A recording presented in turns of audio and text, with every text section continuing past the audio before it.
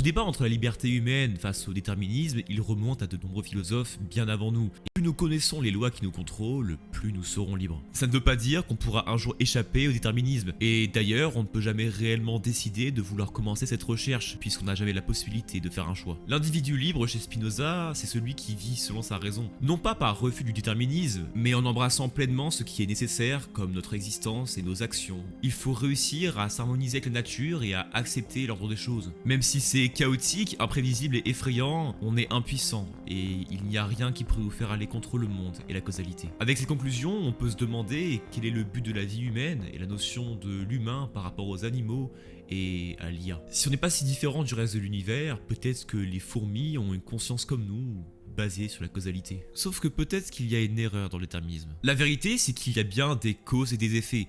Si je lâche une pierre, elle va tomber à cause de la gravité, de la même manière que si je fais une chute, je vais être attiré par le sol. Et en soi, c'est normal. On appelle ça les lois de la physique, et là, je vous apprends rien.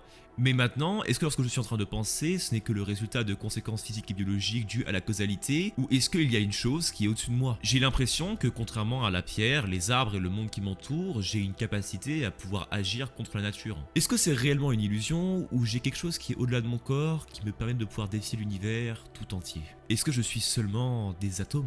À ce moment-là, vous devriez avoir un doute, et c'est normal. Alors, pour poursuivre là-dedans, je vais vous demander de continuer de douter avec Descartes. Dans les méditations métaphysiques et le discours de la méthode, il va chercher des choses dont il ne peut douter pour être sûr d'elles et de leur existence. Malheureusement, quasiment tout est soumis au doute. Le but ici n'est pas de dire que rien n'existe et d'être un sceptique, mais simplement de se rendre compte que le doute est permis et qu'il y a peut-être des choses dont on ne peut douter. Il va prendre l'exemple des rêves et des moments où nos sens nous trompent et nous font croire à des choses complètement fausses. On ne peut pas réussir à faire confiance à nos sensations physiques, car elles peuvent nous tromper et on ne peut pas admettre que tout ce que l'on touche, voit ou sent est réel. Alors, il y a un doute. Ouais, 400 ans avant Matrix, le mec a déjà inventé le concept. Alors, pour trouver une chose dont on ne peut douter, il va commencer par mettre en question absolument tout. Sa vie, le monde, ce qu'il a appris, l'univers, jusqu'à même son corps.